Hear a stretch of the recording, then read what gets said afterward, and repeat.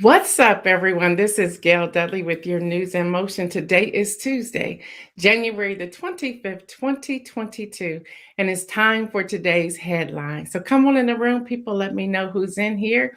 As you're rolling up in here, tell me one great thing that happened for you on yesterday. One great thing. I said great, not good.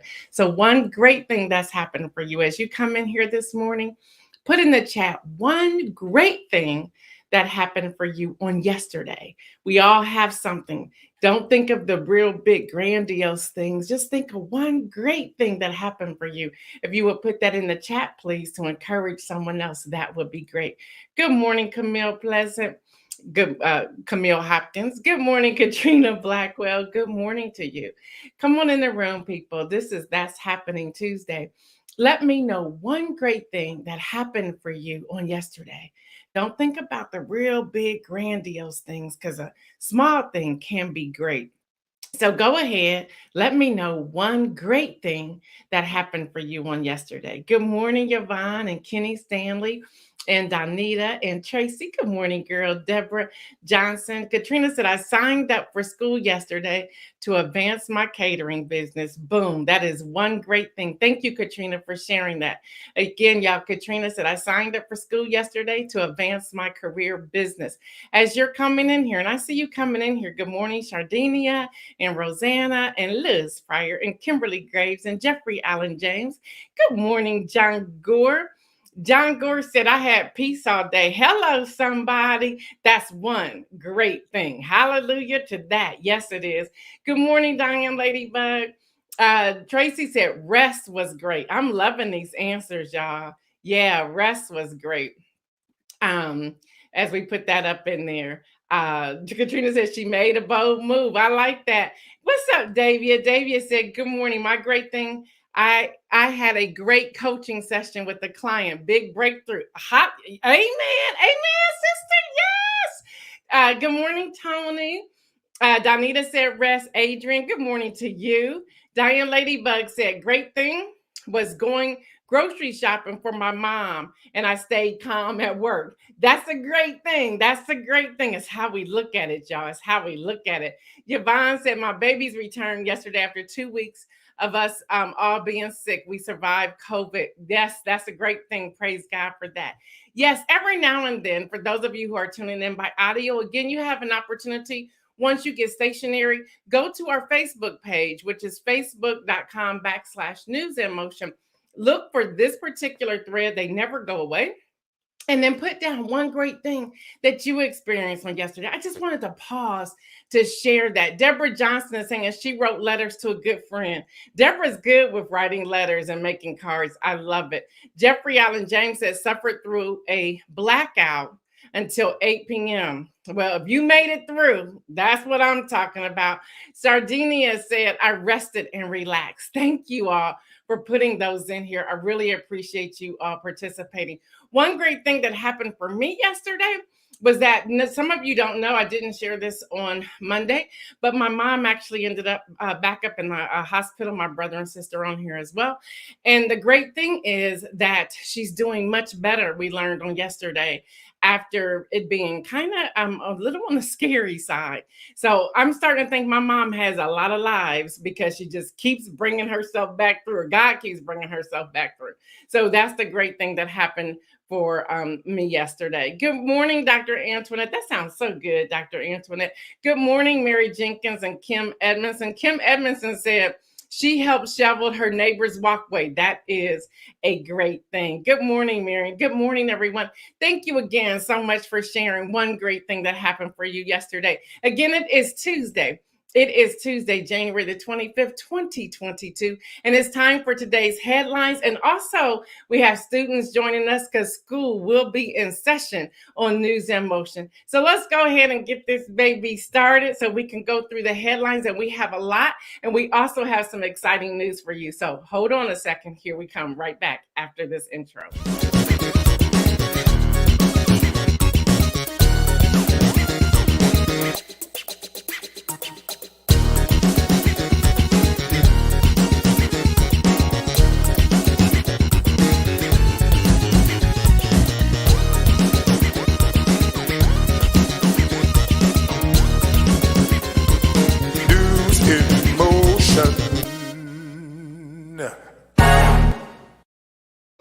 Listen, people, consistency makes a difference. I am so excited to share with all of you, our viewers, that News in Motion, we are now receiving daily briefs from where? From the Council of Foreign Affairs. Yes, yes, we paid our dues. They reached out. We said absolutely. So we now receive daily briefs from the Council on Foreign Affairs. And today we're going to share three of those reports with you. They are reporting number one, that NATO, and it hit me that everyone doesn't understand the initials of NATO. That stands for the North Atlantic Treaty Organization, NATO. The North Atlantic Treaty Association said its members countries are putting military forces on standby and sending extra ships and warplanes to Eastern Europe amid the fear of Russian invasion of Ukraine. Foreign ministers from the European Union, that's the EU, are meeting in Brussels today for crisis talks, with U.S. Secretary of State Anthony Blinken participating virtually. The EU announced a $1.3 billion financial aid package for Ukraine on yesterday. A Russian government spokesperson accused the United States and NATO of escalating tensions with new deployments. Meanwhile, the United States and United Kingdom said some of their diplomatic staff will withdraw from Ukraine. Now, NATO reports, and if you want to see this yourself, you can go to www.nato.int, that stands for international.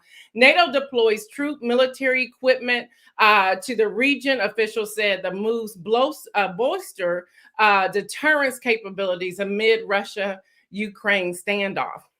Now, I have to be honest with y'all. There was probably about 12 briefings that they sent me, and I was like, I ain't sharing that one. I'm not sharing that one. Even reading those things make me go, wow, do I really want this kind of information? But then I said, the community needs this kind of information. So yes, I will share it. So the U.S. is considering sending 8,500 troops to Eastern Europe. Now, the second thing we want to report from the Council of Foreign Affairs, daily briefing, Pakistan swears in its first female Supreme Court judge. Aisha Milkut took her oath of office on dawn yesterday. Her elevation to the role has raised debate among Commission of Pakistan over whether she was chosen based on gender rather than merit. Of course, a woman gets in, they got something to say. And then the third one we want to report is the U.S. bombed Syrian prison. Y'all didn't hear about that, did y'all? The American commander of the coalition fighting the Islamic State said a threat had been contained. New York Times actually had this out here after the U.S. forces carried out airstrikes in support of the rebel Syrian Democratic Forces. The SDF, the Syrian Democratic Forces, sought to regain control of a prison where Islamic State fighters had staged an uprising and outbreak attempt. So we're going to continue to bring you these briefings as we get them. Again, we were just so excited. I won't read the entire email to you all. I see you all coming in here. Good morning to all of you. I won't read the entire email to all of you, but this is the heading.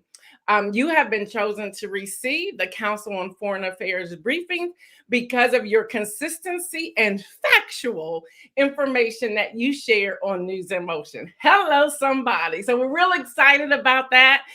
So we've been vetted and we now get those again. Some of them I'm like, I don't know if I want to read this or not, but the news is the news and we should know what's going on. Somebody say, hello, somebody. Yes, we have arrived. That's how people say, at least they used to say, maybe I'm dating myself. So in the United States, we have the Supreme Court of the United States. They have added to their docket. Associated Press, AP News is reporting, in addition to hearing cases on abortion, gun regulation, and vaccine mandates, the court added affirmative action to its docket yesterday. The Supreme Court of the United States will hear two cases that could shake up the admission process in public and private colleges and universities across the U.S. Students for Fair Admissions, a group led by anti-affirmative action crusader Edward Bloom, who's no stranger to high court, sued Harvard University and the University of North Carolina for discriminating against Asian American applicants. In the Harvard case, the group argues that the school gave massive preferences to Black and Hispanic students. Harvard has denied the claims, and the lower courts have sided with Harvard in previous cases. Now, as this continues to unveil itself, Howard's current freshman class makes up 52% white, 24% Asian. I want y'all to hear these numbers, 11% Black, and 10% Hispanic. These are the actual numbers. I'll read those again. 52% white, 24% Asian, 11% Black, and 10% Hispanic. The school said that if it got rid of its current race-conscious admissions, African American and Hispanic representation would decline by nearly half. So it would be about 5% Black and 5% Hispanic. And then the numbers for Asians would increase beyond its 24%, and the number of percentage for white would increase beyond its 52%. So wanted to put that out there as well. Y'all, that's happening. Also, what's happening in the news? This news cycle is on it today. Let me see. Antoinette said, here we go. Y'all, that's happening. Good morning, Tracy Burrs. Just the facts. All right, y'all. Los Angeles schools require upgrade from cloth masks. Yeah, because the coronavirus Omicron variant is highly transmittable, Los Angeles schools will require the N95 mask. So that's what's happening there too. All right, y'all. Come on, Joe. Y'all know he does this quite often. This isn't the first. Hot Mic Joe, hot mic topics. Joe will cuss. Y'all, CNBC News is reporting along with everybody else. Fox News, Peter Dorsey asked the president whether he thought inflation would be a political liability ahead of November midterm elections. Biden's reaction was caught on a hot mic, and no, I will not be repeating it. But y'all, President Joe Biden didn't know that his mic was still on. It was hot. He's even taught people, make sure all the mics are off first. Y'all know what he called him. But listen, y'all, Dorsey goes after Jen in the press room all the time. I'm on sometimes watching live through the Zoom link that they provide for me.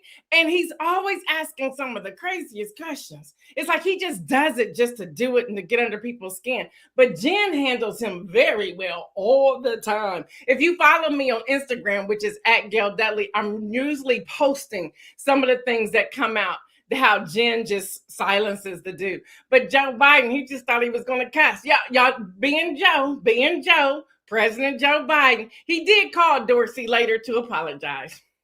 So there's that. All right, I really want your participation in this next topic. I'm sure many of you, John Gore says, Joe is my guy. At least he said it with a smile. He did say it with a smile. The picture that I showed you all were actually him making his comment. Joe's a trip. All right, I really want you to participate in this. First off, I want to say, y'all, cameras are on, people. Cameras are on. The moment you get loud or get funny, trust me, the cameras are rolling. You never know. All right, CNBC reports. A Merrill Lynch financial advisor, I'm sure you've probably seen this already, James Laszlo was arrested and fired from his job after unleashing a racially motivated rant against an employee at a smoothie store. Yes, TikTok filmed the rant, and yes, it was widely seen on Twitter.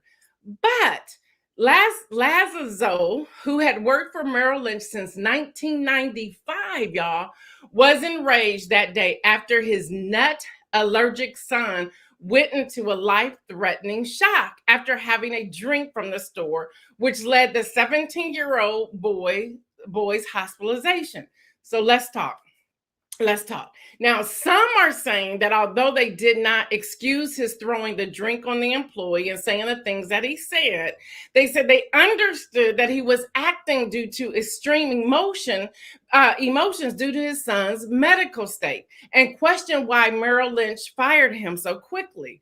Now, in a statement, Laszlo says, my actions were wrong. He says, I deeply regret them. They do not reflect my values or my character. I feel terrible that I lost my composure so completely, but it was out of the concern of my son who was in a life-threatening situation. Now, he goes on and says, I returned back to the smoothie store to determine what ingredients were in the smoothie that I had previously ordered. I made my regrettable comments because my 17-year-old son was taken to the hospital suffering from life-threatening shock. He goes on to say he collapsed at our home while drinking the smoothie, which contained some sort of nut product, after I had advised them of his nut allergy when I ordered his drink. He goes on to say, after he started to drink his smoothie, my son lost the capacity to breathe properly. His lips and face swelled up, and he required an EpiPen shot, but it did not offer him relief. I called 911. My son then went to the bathroom, threw up, fell unconscious to the floor. He threw up again. My wife gave him another EpiPen while I called 911 again. Thank God he's okay. And then he goes on to like people. Now, here's my question. I want us to have a real conversation. So put it in the chat. Those of you who are listening by audio, thank you for tuning in. Please join our Facebook page later on today and put your thoughts in the thread as well. The thread never leaves. Please put your thoughts in the thread. So here's my question. How would you respond if you know that you've asked for an allergy-free, whatever that allergy is, and then you find out that that is now in that person's food or drink? That is your child. That is your baby, the one you love so much. You now see them on dealing with a life-threatening situation. How would you respond? I want your honesty. Please put them in the chat. I want to see your honesty, please. Kimberly Graves said unacceptable, period. Now, when you say unacceptable, what are you referring to? What are you referring to when you say unacceptable? Tracy said, yes, he did. Y'all are still on Joe Biden. Let me go to the other ones. Kim says, no excuse. If the girls were African-American, would he have been using the N-word? He went off and because a young lady was an immigrant. So he did have some choice words when it came to immigrants. Yes. And there are a lot of the staff members were white as well. So it was a mixed, diverse location. Latrice says, tired of people saying that their racial comments don't represent their values. It does. Just own your bias and prejudice. Okay. Donita said, no one is racist when they get caught. Okay. Kim Edmondson said he had a right to be upset, but not disrespectful. Dana Mosley, good morning, said, I would not become racist. Cherie says he would be in the hospital and I would be locked up. Thank y'all for being honest. Katrina said, I probably wouldn't be that extreme, but yes, I would probably go back and say something because that's someone's life and they need to be aware of their customers, especially when they're open in the beginning. Okay. Jeffrey Allen James said, I would lose my religion and take more verbal attractions. Okay. Lori said, it's hard to honestly say how I would respond unless you are. It's hard to say how one would respond unless you are in that situation. Does that excuse it? No. But if you say something, you are still responsible for your words. Tracy said, no N-word should have been used. He could have addressed this in a different manner.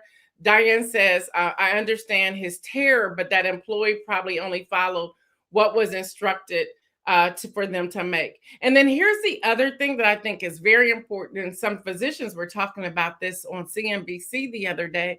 They were saying there's a lot of stores that will say that the shelving or whatever may have nuts or whatever. And they're telling people to be mindful of that. I don't know the correct wording, but to be mindful of that. Latrice Jones says, now having a child who has a peanut allergy, I would have gone off and I know I would be emotional. So there's a lot of mixed reactions here and people are asking Merrill Lynch to give him his job back. John Gore said, I plead to Joe Biden, it will be on. Thank you, John. Y'all, Y'all, thank you all for being honest because this is real. This really happened.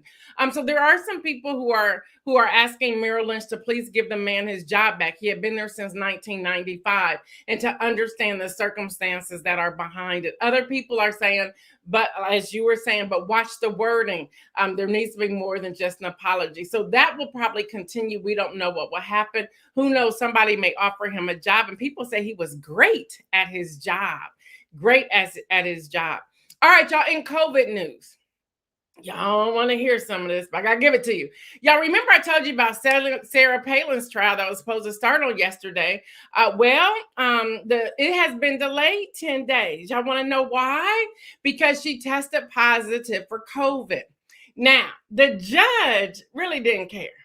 So the Judge Jed Rankoff, made this remark when her attorneys explained why they needed to delay. The judge said she is, of course, unvaccinated. Yes, he did. He said it on the bench. Yes, he did. So there's Sarah Palin that has been delayed. Now, y'all ready? Y'all ready for this? Washington Post is reporting, the CDC is reporting, and the World Health Organization is reporting a new version of the highly contagious Omicron variant of the coronavirus spreads in part of Asia and Europe. They mentioned this, they announced this on yesterday, that officials began investigating its characteristics to determine whether it poses a new challenge for pandemic wary nations, known as the BA2. The new version of the virus of the Omicron variant is responsible for a huge surge of COVID-19 in the United States and elsewhere around the globe. BA2 has been detected in India, Denmark, and Britain, among other countries, according to health officials and media reports abroad. In Europe, it appears to be most widespread in Denmark, but it may be because a Scandinavian nation has a robust program of sequencing the virus's variant. Now, at first I breathed a sigh of relief. Oh, I don't see the United States in here. But as I continue to read on the CDC website and on the World Health Organization website, at least 3 cases have been found in the United States at the Houston Methodist Hospital in Texas, which also is studying the genetic makeup of the virus samples from its patients. So y'all, don't wait. Continue to wash your hands. Go out and get the free masks that are now coming into pharmacies near you. In Ohio, they are in Myers.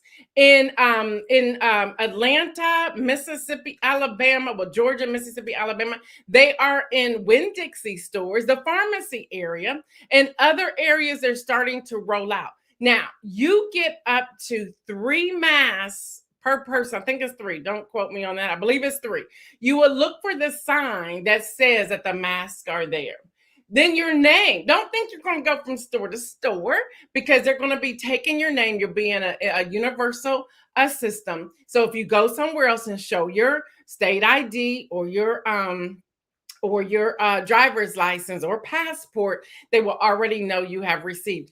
Each person. So if you are getting them for your children, make sure your children are with you because they're going to then put them in the system as well. But you will be able to get the mask. Okay. So y'all, that's what's happening in COVID world. I just wanted to let you all know. I know it's not news you want to hear, but it is what it is. And I'm here to give you the news. All right, y'all, that's happening. According to Bloomberg, Tesla plant in Fremont, California is the most productive auto factory in North America. Tesla is putting out 8,550 cars a week. Y'all, that's a week. That's what Tesla is doing. Now, I don't know what, and just like that, that's the remake of Sex and the City, did to Peloton, but boom. CNN Business reports that activist investor sends open letter demanding Peloton fire its CEO, John Foley, and pursue a sale. In an open letter Monday, the investment firm sharply criticized Peloton for not capitalizing the success it achieved in 2020, saying it squandered the opportunity to grow sales of its internet-connected bikes and treadmills. Peloton shares have tumbled 80% from their peak, bruised from sagging sales, a massive recall, and a PR nightmare, which started it all on the popular TV show. And just like that, messaging, people. It's all in the messaging, people. It's all in the messaging. All right, y'all, class is in session. I know we have some students tuning in from different high schools. Again, welcome to all of you. The student list is growing more and more, and we're just excited about that. So class is in session. Yesterday, I talked about the call to action was everyone find one person this week to register to vote, which means we're going to have conversations, where I pulled out a Harvard Business Review that I want to share some of the responses. And in this review, it says there are a lot of reasons people don't vote. Yes, apathy is one of them, but there are many other barriers. There are student voting restrictions. There are confusing registration rules, long lines at polling centers, voting purges. Some people simply can't afford to take time off of work to vote. And they are saying this year is no different. Except now we remain in a global pandemic, and we saw that the voter rights law was struck down, the John Lewis. So they say, despite the outpouring of voting resources, they go on to say, I am sure social media and beyond, you may still encounter friends, coworkers, family members who say they won't be voting. And they say that one thing that we have to do is to share words of wisdom and tell them why it is important to vote. And they encourage you to come up with your own list as to why it is important to vote. Now, they did some interviewing of a few people. This is from Jerry, age 27, in Philadelphia, Pennsylvania. He says, oftentimes non-voters stay at home because they feel their concerns are ignored and unrepresented by the candidates and the people around them. He goes on to say the last thing you will want to do is voter shame or further ignore their concerns. He goes on to say having even one positive interpersonal experience can go a long way when discussing the election. So they suggest that you use one of your own stories and interpersonal experiences to share with someone who has not registered to vote, and encourage them that their voice does matter. And at least the first step is to get them registered, All right. Ryan, who's 31 out of Louisville, Kentucky, said that he listens to people, and they do have all sorts of reasons for not voting. He says some reasons are more valid to me than others, but I think it's important to understand why so that we can work towards democracy that people want to participate in with equal access and representation. So he said those should be some of the questions that you should ask when you're going to town hall meetings, whether you're doing those virtually or one-on-one or in person in large group. And then Michaela says, she's out of New York. She says, I think the conversation will be something like this. And I thought this was interesting. She says, blank stare at them for a long time. And then she goes, wait, so why? Why aren't you actually voting? Then she goes on to say that we need to talk about the control, the truth, the candidates, the background. She says you can start off talking about your own family, talk about pets and things like that, just to build a relationship. She says she never starts getting them to sign up immediately. She wants to start building that relationship first before she goes into other information. And I think that is so key that we do that. Then we have Joyce, age 23, in Los Angeles, California. She says, she tells people to vote because it's a privilege to live in a democracy and a right that comes with being in one. She says, vote for the disenfranchised and the marginalized. She says, build your argument around them. Vote for empathy and justice. Vote to better the status quo. Vote to protect our democracy. And then she goes on to say, vote so that we don't have another January 6th. There's that. And then we have Shahana, age 31, in Philadelphia as well. And she says, I would ask them why they are not voting to find out where their conflict is. And so they give some examples of conflict, which I'll talk about in a few moments. And then we have someone who anonymously, age 25, from Louisville, Kentucky, said, I would say I'm extremely disappointed in your decision to abstain from the 2022 election. Clearly, you don't care what's at stake. And then they go on and say, I know that's not the right approach, but sometimes you have to break it down and be frank and be real. So, those were just some of the reasons why. But I want to go a little deeper and give you some statistics and let you know what's happening. Class is in session, y'all. Just bear with me. Now, this is coming out of the Pew Charitable Trust. Now, this is going to shock y'all. Most people are never asked to register to vote. This is a statistic. Most people are never asked to register to vote. Now, we have, I'm going to give you the unregistered and the registered. Asked by a candidate or political group, 5% of unregistered people are never asked, even though they attend town hall meetings. 10% who are registered voters are never asked. They're never asked. They say that their main thing is all about the money. So maybe that messaging needs to change. A lot of people say that due to a religious affiliation, they're not asked. People are 8% say they are never asked by a civic organization. 14% say that they are never asked by a friend or a family member, so they consider that is not important to their friends or family or those who are in their circle of influence. 16% say they are never asked by an official at a motor vehicle agency, social service agency, or any government office. They're never asked. It's almost like it's a non-issue. And then 6% say they are never asked in school. Hello, students. Any student who will be turning their voting age by 18 by the midterm, the primary election, the midterm election, in November, you can register right now. All of the schools, we have already sent you a link. Be sure to pass those to your students. Register to vote. Just register to vote. You can do that right now as long as you are turning of age by that date of voting. And then we have 62%. I want y'all to hear this.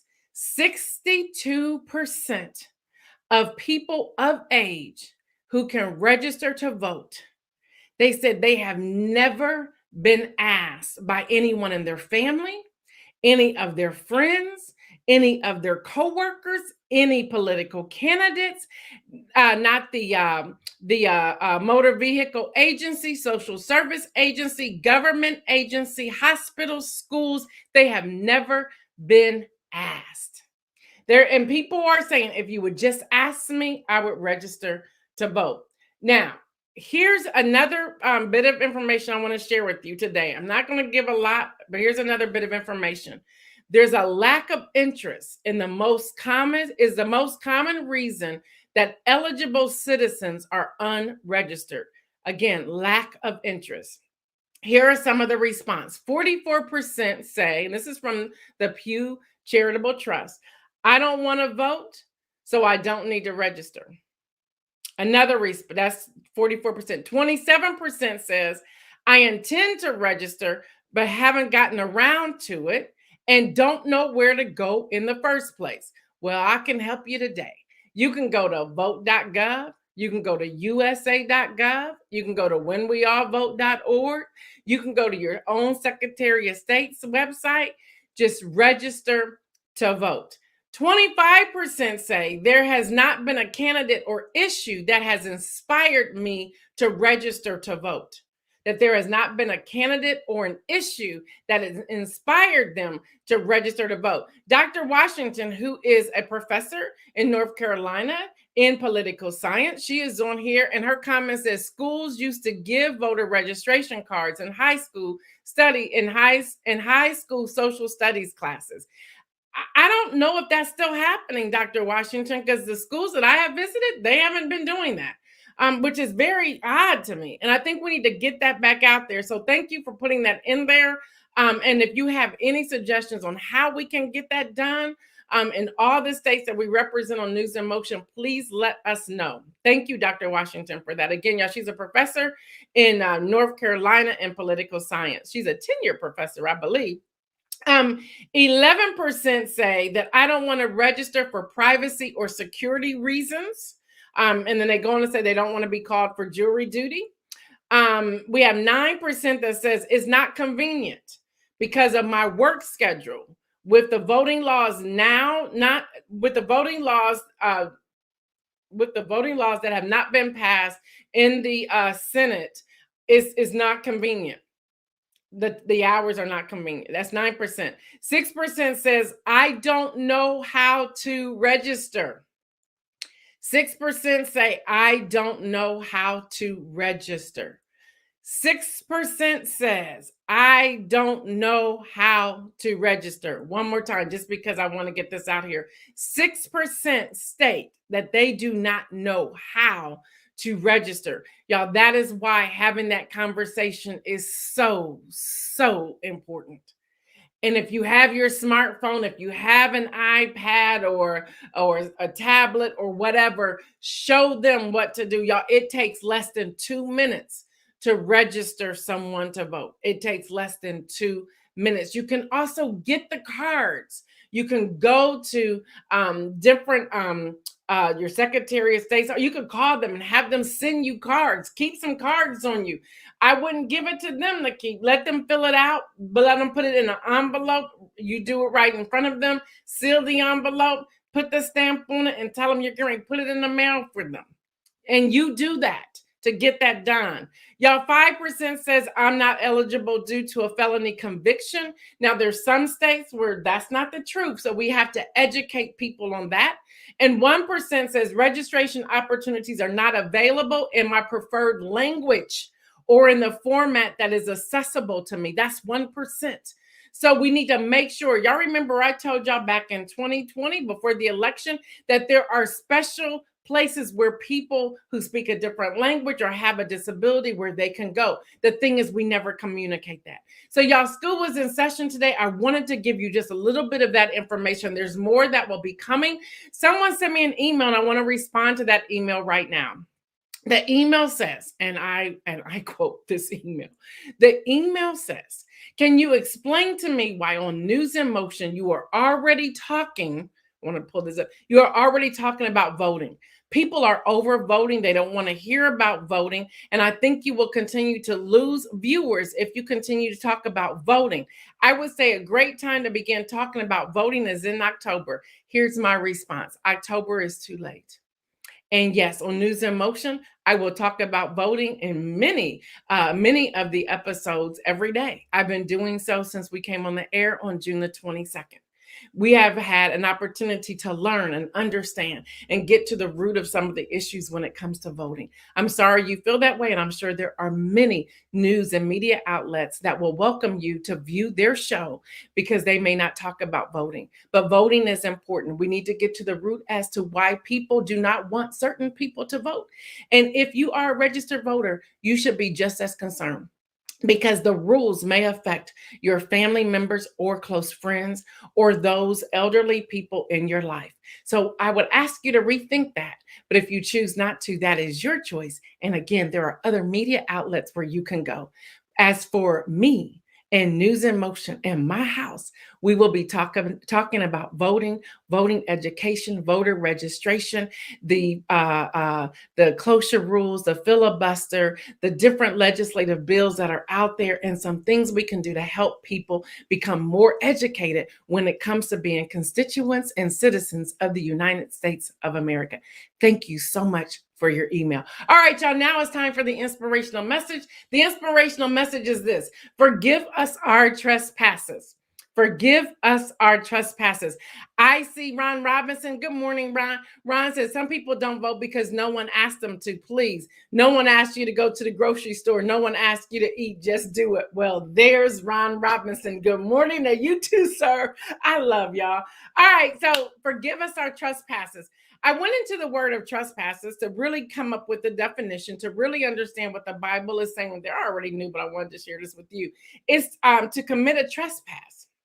Especially, it is to enter unlawfully upon the land of another, to make an unwarranted or uninvited insertion. That's what trespasses mean. So it really means, let me break it down this way in today's conversation. It means that you are stepping into somebody else's business unlawfully where you have no right to do so. It means that you are in somebody else's space, all up in what they're doing and not focused on your own. That's why it goes on in the scripture says, and to forgive those who have trespassed against us. So forgive us. Forgive me, Lord, for trespassing on other people's stuff. Number one. Number two, now, and I'm going to forgive those who have come over here on my stuff. Let's come to a meeting of the minds, if you will, to say, let's agree to disagree, but let's also agree that we're going to stay out of each other's land. We're going to stay out of each other's business. We're going to support people where support is requested and needed. But at the same time, God, forgive me for trespassing onto somebody else's space that I never have been invited to do so. God, and may I forgive those who have passed onto my space because they didn't have the invitation to come and join me. Y'all, forgiveness is going to be the root of a lot of the things that we do moving forward. And I am asking you to take today to figure out, what do I need to do to not only forgive other people, but to also to forgive myself? If you're wondering why you're stuck in this season, it could be because of a lack of forgiveness. So just go back and trace through. Where have you not forgiven someone or forgiven yourself? And then take the time, do the work to make sure that forgiveness goes forth. Y'all, it doesn't take a lot of time. You don't have to rehash the situation or go into, this is how I felt when you said, that is not necessary. It's just a matter of, you know what, I forgive you. Or you're going to ask somebody, you know what, can you forgive me? Now, that's what I like about Joe Biden. Whether he meant it or not, he said, let me call Dorsey and say, brother, forgive me. I apologize for calling you a blank, blank, blank. But just forgive me. Now, he, as John Gore said, he did it with a smile, I'm sure. But at the same time, y'all, we can offer that forgiveness. Even this guy, yeah, we didn't like what he had to say. We didn't like what he did. And personally, I don't think I don't know about the whole firing thing. I don't know. If my child, I don't know, y'all. I can't tell y'all what I would have done. I don't know. Now, back 10 years ago, I could have been him somewhere. But now I may think twice before I say things. But even through his words of apology, who are we to say he wasn't sincere? Now, we know when people aren't sincere. Let's take Mitch McConnell. Let's call it what it is. Mitch McConnell said what he said about Black American voters and American voters. He had a racist comment there. That's how it came out. From those of us who are Black and brown people looking through our lens, that's what we heard. That's what we saw. So when he came out to apologize and then tried to say, I forgot to add a word. You can add whatever word you want to there. You did separate Black American voters from American voters. And we knew what you meant by saying American voters. How did we know that? Because we live this day in and day out. So there's some people, no, you ain't apologizing. You just trying to smooth things over. But in other cases, people are really coming to us saying, will you accept my apology? The question I have for you before I sign off is, if that was Jesus coming to you saying, I want you to apologize and I want you to receive that person's apology, would you receive it? Yeah, y'all, there's a lot of work we have to do. And it starts with a place of forgiveness. It starts with a place of forgiveness. So with that, I want to encourage you to wash your hands, to practice social distancing, and to please, by all means, wear a mask. That doesn't cost too much to do that. And right now you can get some free. So you can't say they even cost a lot of money. You can get them free. All right, I'm Gail Dudley. I have been your host of News in Motion. Until tomorrow, y'all, stay well. And remember, make some bold moves.